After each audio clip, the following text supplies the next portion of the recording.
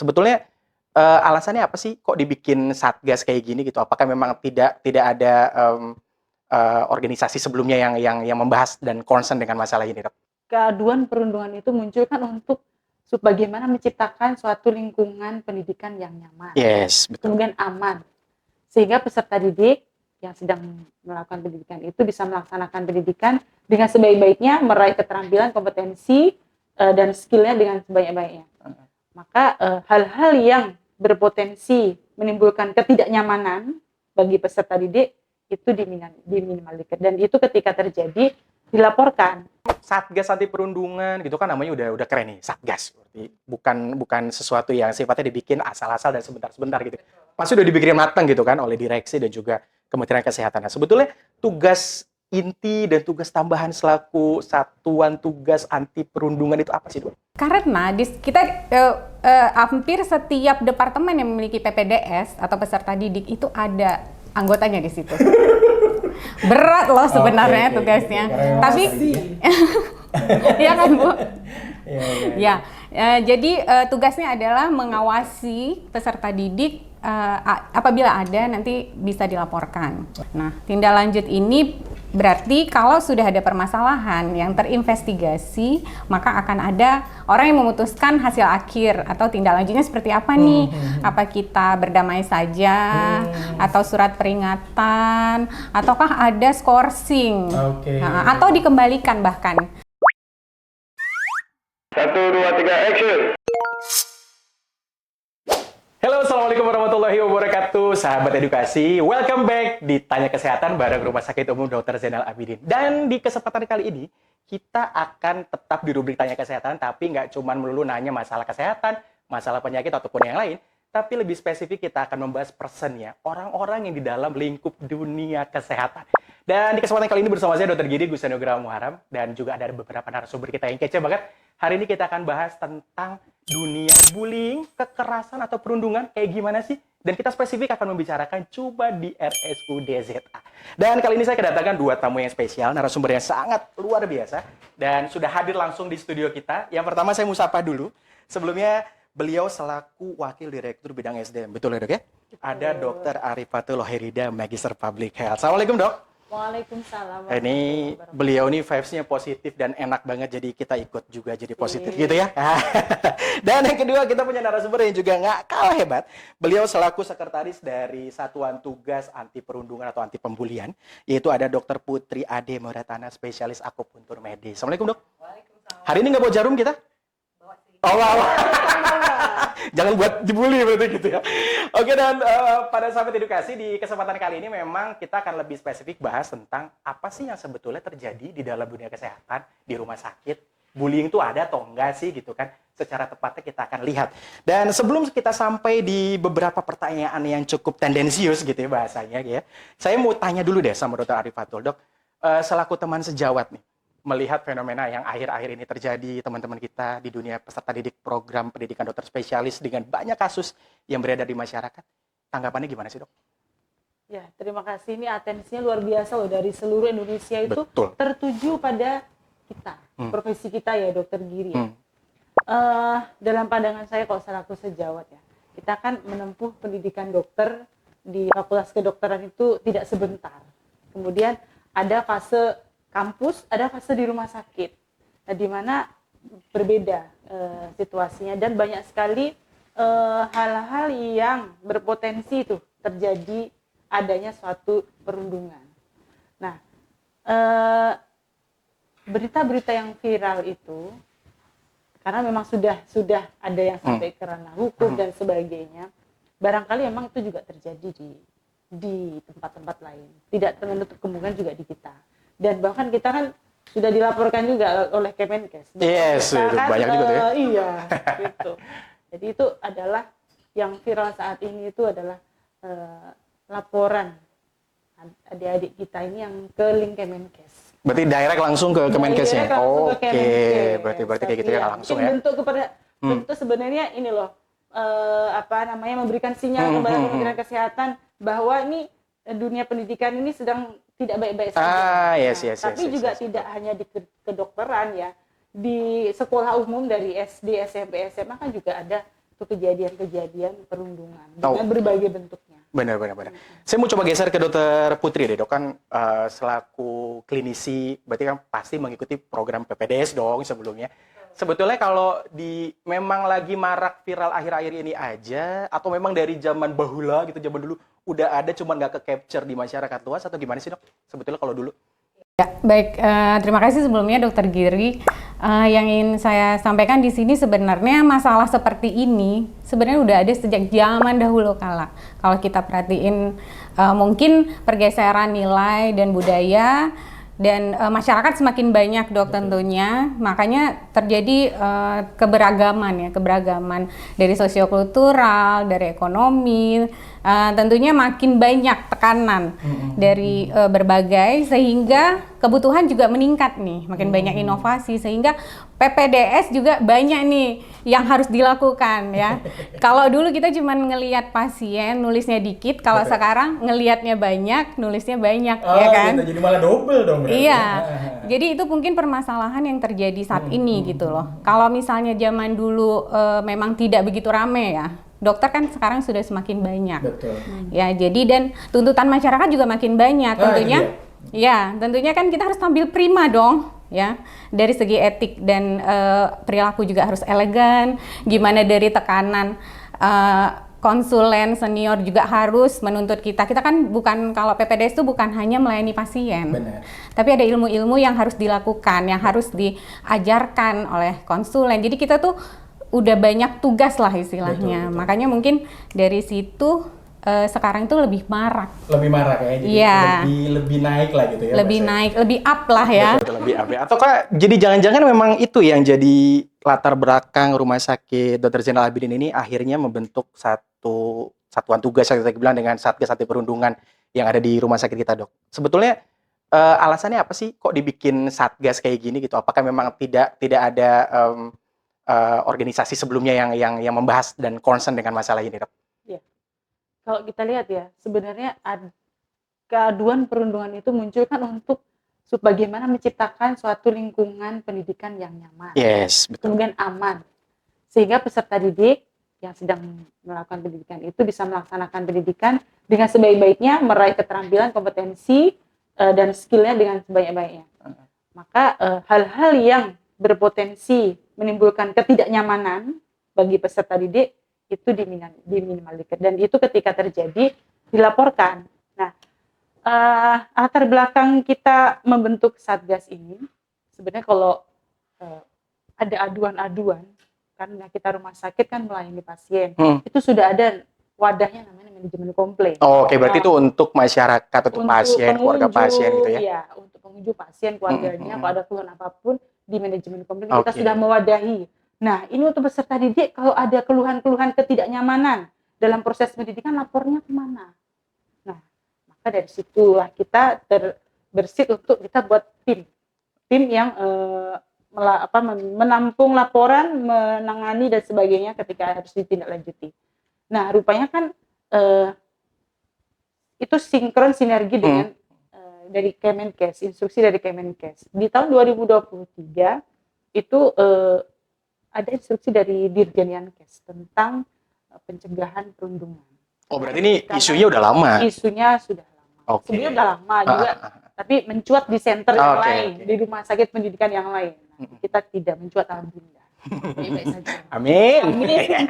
Oke deh. Nah, itu jadi akhirnya kan dibentuklah kita tim awalnya namanya. Kita coba di tingkat manajemen kita buat tim, tapi Pak Dir, kita harus serius nih. Karena bagaimana kita menciptakan lingkungan kerja, lingkungan pelayanan, lingkungan pendidikan yang nyaman dan aman untuk semua. Pasien, pengunjung, keluarga, pegawai maupun peserta didik. Maka karena kita serius, kita bentuknya Satgas. Kok tim kan kayaknya biasa-biasa aja gitu kan ya Dokter Ruti ya. Saru sama tim bola gitu. Iya, gitu kan. Tapi kalau Satgas kan agak serius gitu. Oke. Agak betul-betul ada nilai kayak gitu.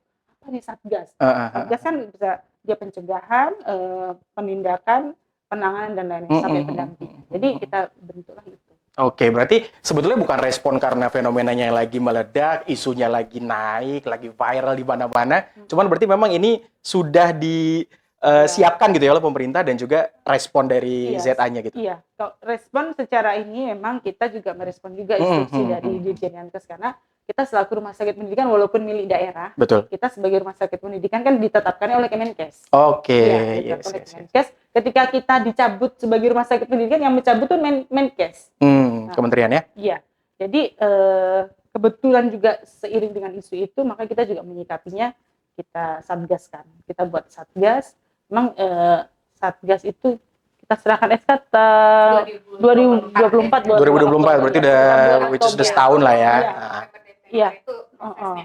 Tapi kita di pendidikan, kita kan di bawah kami ya untuk pendidikan, kita sudah ada tuh namanya fakta integritas peserta didik. Itu kayaknya sebelum ini deh ya. Sudah dari tahun 2018, Betul. 19. Saya termasuk yang ikut bacain. Ya, jadi itu udah cikal bakal sebenarnya. Jadi tim untuk yang perundungan di pendidikan itu sudah kita inisiasi di Komkordik ya Dokter Uti. Jadi dengan antisipasi ada kejadian laporan dan sebagainya di masa-masa lalu, maka dibuatlah itu namanya fakta integritas peserta didik yang wajib ditandatangani, diikrarkan bersama pada saat awal masuk. Betul. Nah, itu juga lumayan ngedistract dan juga lumayan nurunin tuh Dok di awal-awal. Jadi nggak ujuk-ujuk, nggak tiba-tiba ada satgas. Iya. Enggak. Jadi udah ada fakta integritas sudah bertahun-tahun lalu. Setiap periode, setiap masuk kita buat.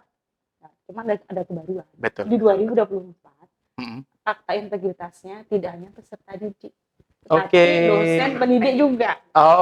Include dosen pendidiknya. Iya. Di situ bedanya berarti Dok ya? Bedanya. Jadi kalau misalkan saya dulu pernah kerja di puskesmas Dok. Jadi kalau kami bikin program itu selalu ada penggalangan komitmen bahasanya dulu tuh gitu ya. Jadi kami tanda tangan, kami bikin poster. Nah, kalau di lingkup Rumah Sakit Umum Dr. Zainal Abidin tuh penggalangan komitmennya modelnya gimana sih gitu ya? Sehingga dari instansi yang paling tinggi sampai ke paling bawah tuh aware dan juga tahu nih ada Satgas Anti Perundungan kayak gini. Ya. Yang pertama kan kita SK-kan, kemudian penyerahan SK-nya itu nggak diam-diam. Nggak kayak naik ini bensin ya. Subuh-subuh udah malam. Jadi penyerahan SK-nya kita ada acara di rumah sakit, memang event mingguan itu ada namanya morning team meeting, kita serahkan di situ. Ini ada satgas kita bentuk. Inilah personilnya, ini ketua, ini sekretaris, ini wakil dan sebagainya, ini divisinya. Nah, ini tugasnya itu dan itu kita publikasikan di media sosial, di website dan lain-lain. Jadi bisa diketahui oleh semua orang bisa akses berarti ya? Bisa akses. Dan Satgas ini pun juga sudah melengkapi diri dengan berbagai media untuk memperkenalkan saluran untuk melaporkan kepada mereka. Nah ini jadi menarik ya. Jadi karena Dokter Arifatul udah geser-geser Satgas ya. Sekarang kita nanya deh sama Dokter Putri nih Dok. Sebetulnya Satgas Anti Perundungan gitu kan namanya udah keren nih, Satgas. Berarti bukan sesuatu yang sifatnya dibikin asal-asal dan sebentar-sebentar gitu. Pasti udah dibikin matang gitu kan oleh direksi dan juga Kementerian Kesehatan. Nah, sebetulnya tugas inti dan tugas tambahan selaku Satuan Tugas Anti Perundungan itu apa sih Dok? Oke, sebelumnya kita itu ada yang namanya 4 divisi ya, Dok ya. Ada 4 divisi. Divisi yang pertama adalah divisi sosialisasi. Ya, jadi pencegahan sosialisasi. Nah, divisi ini berkomitmen ya salah satunya tadi fakta integritas di awal. Dan ada fakta integritas yang dibilang Ibu tadi untuk pendidik. Jadi kan yang dibully bukan hanya peserta didik nih. Iya. Saya selalu peserta didik ini. Iya kan? Pendidik juga boleh dong kalau merasa dibully gitu kan. Nah, kemudian ada yang kedua namanya pengawasan. Nah, ini pengawasan termasuk yang paling banyak peserta anggotanya. Anggota dari si divisinya. Si divisinya. Nah, kenapa tuh Dok? Karena kita hampir setiap departemen yang memiliki PPDS atau peserta didik itu ada anggotanya di situ. Berat loh sebenarnya tugasnya. Tapi ya kan Bu? Ya. Jadi tugasnya adalah mengawasi peserta didik apabila ada nanti bisa dilaporkan ke kita. Nah, kemudian yang ketiga itu ada namanya investigasi. Divisi investigasi ini sekaligus menganalisis dan melakukan pendampingan. Jadi detektifnya lah ya. Gitu iya ya. gitu. Udah tahu kan siapa aja anggotanya? Iya. Dan agak-agak. Agak bagus maksudnya. Bagus. Ya, memang benar-benar Qualified. orang yang mendampingi ya istilahnya, yang menganalisis lah seperti itu. Nah, kemudian yang terakhir adalah divisi tindak lanjut. Nah, tindak lanjut ini berarti kalau sudah ada permasalahan yang terinvestigasi, maka akan ada orang yang memutuskan hasil akhir atau tindak lanjutnya seperti apa nih. Apa kita berdamai saja, atau surat peringatan, ataukah ada skorsing, atau dikembalikan bahkan. Jadi ada tiga apa istilahnya, putusan ringan, sedang, berat, tergantung dari kasusnya gitu loh, Dok.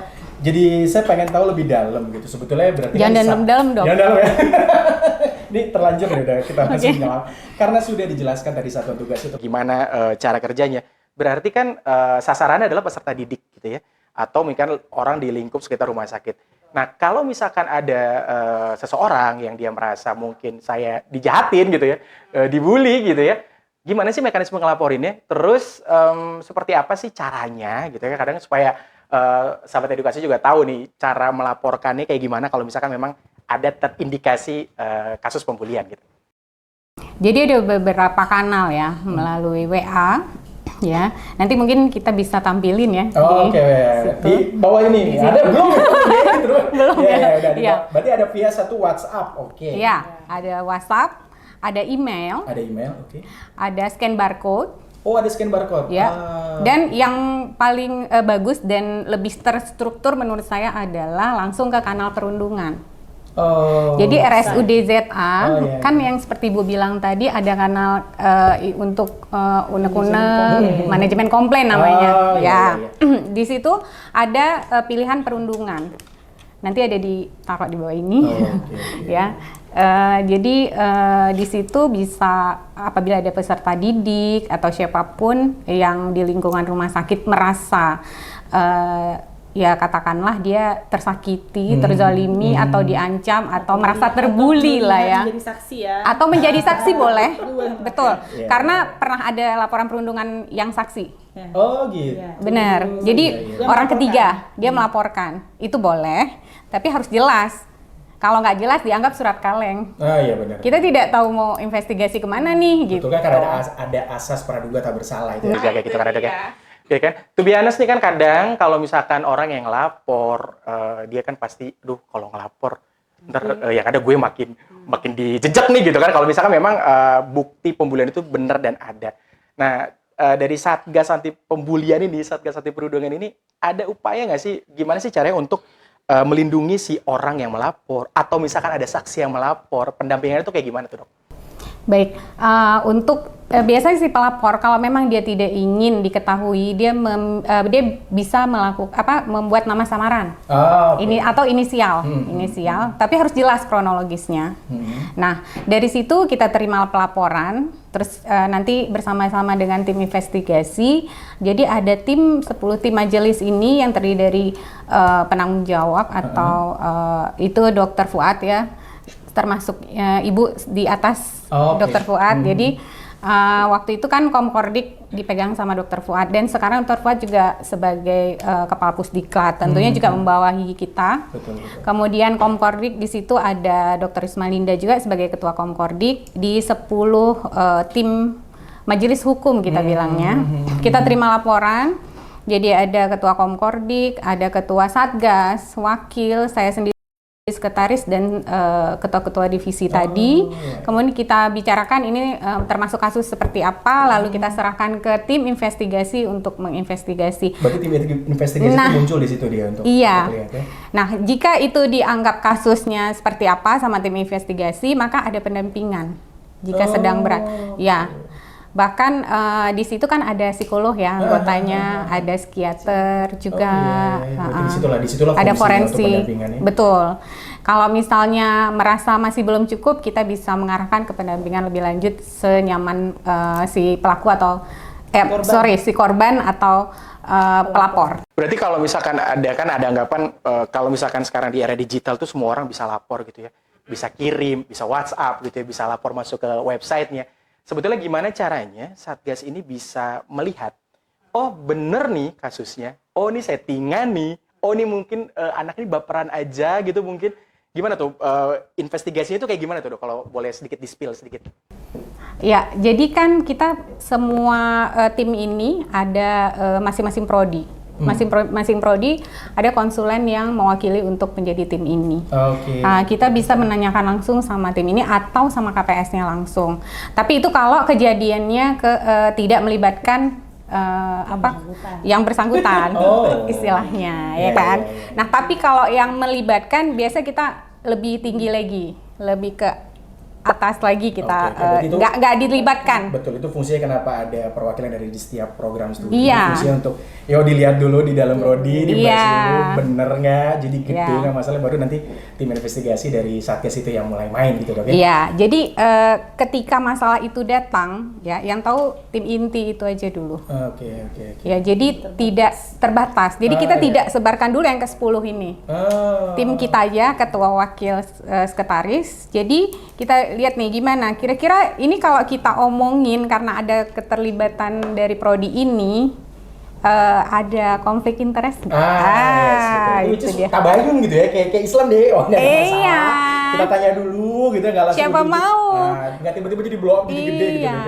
Berarti udah lumayan Satgas ini kan dibentuk tadi Dr. Arifatul bilang sekitar medio tahun 2024 ya. Iya. Mungkin kurang lebih ya setahun ke belakang ya. setahun. Hampir setahun lah ya. Jadi sebenarnya ke Dr. Putri selaku sekretaris di Satgas ini udah kurang lebih sekitar 1 tahun ke belakang sudah menjalankan fungsi untuk menjadi satuan tugas anti perundungan ini. Apa sih yang paling dirasa bermasalah? Apa sih suka dukanya? Apa sih tantangannya nih ketika sudah menjalankan fungsi sebagai satuan tugas anti perundungan ini, Dok? Iya, baik. Tentunya tantangannya adalah di kita sendiri gitu loh. Kayak kita menerima ini ada masalah nih, masalah besar di rumah sakit menurut kita gitu. Tentunya kita bagaimana menyikapinya, itu sebuah tantangan dong. Betul. Apalagi gimana bisa selesai, sampai selesai itu masalah kita perdalam. Jadi tim investigasi kita kan, saya sebagai sekretaris tentunya akan hadir di setiap rapat. Betul. Karena juga terlibat sebagai notulensi kan. Nah, itu tantangan terbesar adalah bagaimana kita mencari kesalahan ini sehingga bisa hasil akhirnya itu istilahnya bisa win-win solution mungkin, ataupun bisa lebih lanjut jika kita tidak mampu mungkin kita akan kirimkan ke dekanan gitu. Keterbatasan kita kembalikan ya, bukan kita kirim. Peserta didik ya, kan nanti diserahkan ke kita. Dibina dan lain-lain, ada masalah ketika kita sudah ada batas, kita kembalikan. Berarti memang dikembalikan ke kampus berarti gitu kali ya, Dok ya. Nah, ini banyak influence yang bisa kita dapat, informasi yang kita dapat tentang satuan tugas ini yang udah bekerja. Ternyata lumayan udah hampir setahun ya, 2024. Jadi nggak cuman baru-baru ini aja karena fenomenanya lagi naik gitu rupanya. Sudah dipersiapkan oleh rumah sakit jauh-jauh hari sehingga terbentuklah Satgas ini. Nah, sebetulnya kalau kita bicara penanganan, kan kalau misalnya ada permasalahan, ada laporan, berarti ada penanganan gitu ya. Dan kita kan nggak mungkin selalu, kalau kita dulu belajar kesehatan masyarakat, public health nih, bidangnya Dr. Arifatul, nggak cuman kita pengobatan, nggak cuman kuratif. Berarti kita harus ada tindakan preventif, promotifnya gitu kan. Nah, ini masternya nih beliau. Kalau dari rumah sakit kayak gimana nih, Dok? Upaya pencegahannya, upaya promosinya yang diupayakan oleh rumah sakit itu kayak gimana? Kita kan ini salah satunya dengan melakukan podcast ini kan juga salah satu benar juga, promotif juga. Betul. Kemudian membentuk Satgas, dan sebenarnya kita juga untuk tadi di depan kan saya sampaikan bagaimana kita menciptakan lingkungan rumah sakit yang nyaman, aman untuk semua, terutama untuk pendidikan juga. Nah, ini kita upaya-upaya dari rumah sakit selain membentuk yang tadi sudah dengan regulasi pasti ya, dengan kebijakan-kebijakan, kita juga menyelenggarakan kegiatan-kegiatan yang positif. Tahun lalu kita ada kebaruan. Salah satunya ini prodi inspiratif. Ada prodi inspiratif. Kalau sebelumnya kan tingkat rumah sakit kita hanya teamwork inspiratif dari unit-unit, misalnya si komite, KSM dan lain. Tapi di tahun lalu kita buat kebaruan. Prodi inspiratif. Tahun lalu berarti ya? Iya, mulai tahun lalu udah kita buat seperti itu. Yang menang siapa tuh, Dok, tahun lalu? Yang menang bedah ortopedi. Bedah umum next time. Prodi baru, tapi banyak sekali inovasi-inovasi program-program yang memang support. Kemudian kita untuk peserta didik untuk menambah kenyamanan selama di sini juga kita ada event tahunan itu, ada berbagai macam perlombaan bersama pegawai nih. Jadi ada menyatukan nih keluarga besar. Dilibatkanlah semua Diliputkan. infrastruktur ya. Mulai dari lomba olahraga, lomba MTQ, kemudian ada lomba-lomba kaligrafi, ada lomba menulis dan lain-lain, termasuk juga keikutsertaan peserta didik ini untuk menjadi tim penelitian yang dibiayai oleh rumah sakit. Oh Nah, iya. dokter Iya. diri ikut nggak? Nggak ya. Enggak dong. Jadi ada yang sesuai dengan minat bakatnya, sehingga muncullah prestasi-prestasi, inovasi yang lain, sehingga mungkin ada 1-2 mungkin kasus-kasus yang dilaporkan yang masuk ke Satgas. Komplain-komplain, tapi di sisi lain kita membuat suatu lingkungan yang tadi kondusif tadi. Kemudian kita juga ada program yang namanya Sekolah Samara. Oh, Sakinah Mawaddah Warahmah. Iya. Nih jadi ini mau Menarik. pendampingan pernikahan nih bukan? Karena kan peserta didik kita ini usianya menjelang pernikahan Oh, yes. dan dalam pernikahan. Betul, betul. Dan ini sifatnya walaupun namanya Samara Islam banget, gitu, tetapi ini sifatnya universal Universal, oke. untuk semua. Oke. Untuk semua, dan itu membahas permasalahan dan isu-isu yang untuk mempersiapkan diri dalam memperkuat diri di keluarga. Betul, betul, betul. Kok yang belum menikah untuk persiapan menikah atau memperkuat juga diri di keluarganya. Kemudian yang sudah menikah juga bagaimana menjaga agar suami atau istri yang sedang melakukan pendidikan ini juga kondusif gitu. Itu yang paling harusnya betul-betul di highlight karena memang suasana kondusif itu kalau saya sebagai peserta didik ya, walaupun bentar lagi udah mau anumerta nih. Jadi saya merasa bahwa memang harus ada fungsi keluarga yang mengerti gitu ya, harus include itu, ngerasain beratnya sekolah kayak gimana. Jadi which is kalau keluarga harmonis pasti PPDS juga jalannya lurus gitu. Karena menarik banget Dok, karena begitu banyak event yang dilakukan oleh Rumah Sakit Umum Dr. Zainal Abidin kayak tadi lomba MTQ, dan itu banyak loh yang menang itu teman-teman saya juga. Siapa yang ahli badminton, betul. tenis, Benar, betul. MTQ itu banyak kemarin teman-teman saya dari IPD gitu ya. Bola ya, udahlah. Dakwah juga. Iya, betul. Ada yang Ustadz kayak Pildacil gitu ya, lucu juga gitu ya. Ya karena dari tadi kita udah ngomong panjang lebar Dok, kayaknya udah suara-suara udah mulai agak seret-seret. Boleh silakan diminum dulu tamu-tamu saya yang spesial hari ini. Silakan Dok diminum. Ini adalah, jangan dilihat cangkirnya tapi dilihat isinya ya. Isinya apa ya? Enak kok. Ini adalah air paling sehat sedunia. Oke, kita ngobrol lagi boleh Dok ya? Ini kan pasti kalau sudah ada Satgas, berarti ada orang-orang di dalamnya. Berarti harus ada yang di-upgrade soft skills-nya, di-upgrade ilmunya. Sebetulnya ada nggak sih pelatihan rutin kah atau pembekalan misalkan untuk kalau misalnya ada pegawai baru yang masuk gitu kan, setidaknya mereka kan belum tahu nih pasti kan, namanya pegawai baru gitu kan, belum tahu ada Satgas, ada kegiatan yang banyak sekali tadi rumah sakit kerjakan. Jadi apa sih yang sudah dilakukan untuk pegawai-pegawai baru yang mau masuk ke sini gitu? Dokter Arifah tuh boleh. Boleh. Jadi untuk setiap insan manapun, Jadi kayak baca baik hadis gitu. itu peserta didik, pegawai baru, pindahan dan lain itu wajib mengikuti namanya orientasi rumah sakit. Jadi ada orientasi umum dan ada orientasi khusus. Orientasi umum ini adalah diberikan pembekalan tentang perumahsakitan, tentang RSUZA secara umum yang harus diketahui, termasuk kompetensi dasar yang ada di rumah sakit. Oke. Karena kita rumah sakit ini kan tempat memberi layanan kesehatan, layanan medis, harus bisa setidaknya 3 kemampuan dasar. Hand hygiene, cuci tangan, kemudian bantuan hidup dasar. Karena bisa sewaktu-waktu kita menemukan orang henti jantung, Betul. henti nafas di segala tempat. Di Nah, luar itu negeri harus tuh bahkan bisa. security pun udah bisa tuh Dok ya. Oh iya, ya semua harus bisa. Betul. Kemudian termasuk kemudian yang berikutnya penggunaan alat pemadam api ringan, karena juga ancaman kebakaran dan lain-lain. Termasuk bagaimana ketika terjadi bencana itu Ini kita kebakarin Dok belakangnya Dok. Oh iya nih, kok nggak padam-padam ini. Oke. Jadi tidak ada itu.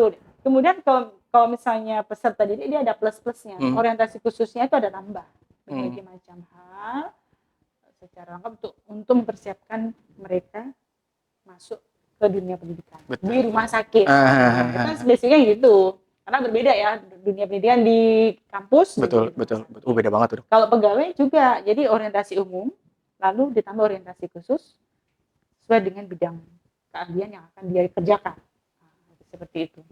Oke, jangan berarti kalau misalkan sebuah program udah jalan, berarti harus fungsi pengawasan juga udah jalan, Satgas juga udah mulai bekerja. Sebetulnya gimana sih peran para pimpinan unit kerja gitu ya, menyikapi hal ini gitu? Gimana dukungan dari mereka untuk, oke, berarti anggota saya ada satu regulasi yang bisa melindungi, mereka bisa lapor. Itu gimana sih dok peran dan upaya dari mereka tuh? Dari kepala-kepala ya. Kepala itu. Jadi kayak misalnya nih, untuk Satgas sendiri saat ini memang kita rancang untuk peserta didik. Oke. Tapi terupaya ya Dr. Uti ya, dalam perjalanannya, dalam beberapa bulan ini, banyak masukan-masukan juga dari para pegawai kita. Bahwa mereka juga membutuhkan nih saluran untuk mengadu lah ya, intinya. Ini mau curhat kemana gitu, masa ke Mama Dede? Kan jauh ya. Iya. Jadi kita kan fleksibel juga melihat situasi ya, mungkin kita ke depan akan mengevaluasi juga SK ini dengan bidang tugasnya. Kalau spesifik dengan peserta didik saat ini, maka ke depan kita harus menyesuaikan dengan kebutuhan. Karena kebutuhan pegawai ternyata juga tinggi untuk mereka mendapatkan saluran tadi. Oke. Jangan komplain langsung ombudsman. Iya. Nah ini kan Satgas satuan tugas gitu ya kan. Kalau KPK punya seragam dia ketika mau grebek gitu. Kayak Satgas punya sesuatu equipment yang bisa dipakai gitu biar kelihatan. Nggak dipakai juga setiap hari. Ketahuan dong berarti. Ketahuan dong. Oh, iya. Nanti kayak Satpol PP. Mana-mana bukan Satpol PPDS. Tapi ada equipment yang bisa dipakai. Ada kita sediakan. Nah, ini rompi namanya. Kan? Kece juga nih. Jadi ini Enak buat naik motor. namanya Satgas, namanya Sapu. Sapu. Oke, kita sapu bersih gitu ya. membersihkan. Siap. Ya. Satgas anti perundungan. Sapu. Oke. Stop Jadi ini bullying. Satgas yang ada di Rumah Sakit Jenderal pemerintah Aceh. Iya. Ini Kece juga nih, Dok. SAP. Nah, ini Satgas anti perundungan. Iya. Ini kapan berarti Dokter Putri pakai? Oh enggak. Kita sedang bertugas. Iya. Jadi misalnya divisi Untuk seremonial ya. pencegahan sedang sosialisasi. Betul. Kita menggunakan ini. Ya, mungkin kalau lagi sosialisasi, lagi penyuluhan pakai ini ya, kayak lebih kece juga. Investigasi, sedang melakukan pendampingan. Betul. Dan lain-lain itu kita bekali ini Betul. sebagai identitas ya dokter. Identitas dan juga sekaligus jadi edukasi buat masyarakat umum yang lihat atau peserta didik gitu ya. Karena kan kita bertanya-tanya nih, fenomenanya udah gede, udah viral di mana-mana. Rumah sakit Zeta ada nggak sih upayanya? Oh, rupanya ada. Gitu ya. Rupanya ada satgasnya nih ya. Cuman memang rompinya ada juga gitu. Dan memang let's say kita udah panjang banget ngobrol tentang apa itu Satgas Perundungan dan juga upaya dari rumah sakit yang sudah dikerjakan. Mungkin di akhir dari pembicaraan kita saya pengen tanya deh ke Dr. Putri dulu. Sebetulnya harapannya dari Satgas terhadap kasus yang terkena banyak sekali itu kayak gimana sih dok? Harapannya kayak gimana sih buat Satgas dan juga buat masyarakat gitu? Ya, jadi harapan kita adalah jika terjadi suatu perundungan atau pembulian, jangan segan-segan untuk melapor ke kita. Iya, itu berarti ya. Ya, karena insya Allah kita akan melindungi ya si pelapor, kemudian atau si saksi yang melihat kejadian, dan kita akan menindaklanjuti semampu kita gitu. Jadi nanti kita akan kasih tahu juga kanalnya supaya mungkin selama ini ada tapi ada yang nggak tahu atau lupa apa kanalnya. Mungkin ke depan juga kita akan taruh banner-banner ya Ibu di setiap sudut, jadi gampang untuk mengakses ke kita gitu loh. Nah harapan saya sih itu supaya kita nyaman seperti yang di awal Ibu bilang. Jadi semua peserta didik itu lebih nyaman, lebih aman, lebih kondusif lah ya. Betul. Untuk suasana belajarnya, pelayanan ke pasien juga jadinya lebih nyaman. Ya jadi ya itu sih sebenarnya harapan kita. Secara di Komkordik. Ketika misalnya mau lapor, kalau di manajemen komplain itu kan pasien menuliskan komplain di ruangan manajemen komplain di depan resepsionis. Betul. Kalau untuk peserta didik bisa mengambil formulir ke Komkordik. Oke, itu tadi dari Dr. Uti ya. Yes, dari Dr. Putri selaku sekretaris dari Satgas Anti. Saya nggak ngomong lagi anti pembulian tapi anti perundungan gitu ya, karena udah Udah di sablon. Nah, mungkin sekaligus closing statement dan juga ya pertanyaan yang sama untuk Dr. Arif Fatul. Harapannya apa sih, Dok, dari direksi, Dok? Ya, harapan kami Satgas Perundungan ini memperkuat di pengawasan. Oke, betul ya. Karena kalau dengan pengawasan yang baik, juga terstruktur, itu maka kejadian-kejadian perundungan bisa dicegah. Amin. Iya, Amin. bisa dicegah dan ditemukan lebih dini sehingga tidak jadi besar baru meledak. Gitu. Viral lagi. Nah, kita sangat sedih terutama kalau misalnya Satgas yang divisi investigasi sering bekerja itu kami sedih. Berarti banyak laporan. Banyak apa banyak daerah investigasi kan. Oke. Tapi kalau pengawasan itu rutin melakukan ini kegiatannya, ini kami senang. Oke. Apalagi yang pencegahan masif melakukan promosi ya. Betul. Harapan kami peningkatan pengawasan karena kami sebagai pimpinan di rumah sakit tidak bisa dalam 24 jam sehari itu melakukan pengawasan total menyeluruh kepada semuanya termasuk kepada kejadian peserta didik. Nah, dengan ada Satgas ini ada tim yang memang fokus untuk mengawasi kejadian-kejadian untuk antisipasi adanya perundungan. Yes. Oke, baik sahabat edukasi, mari kita doakan bersama semoga apa yang kita bicarakan juga bisa diijabah oleh Allah Subhanahu wa taala. Amin. Dan semoga kasus perundungan di dunia, di Indonesia dan juga di Rumah Sakit Umum Dr. Zainal Abidin akan turun drastis dan mungkin hilang.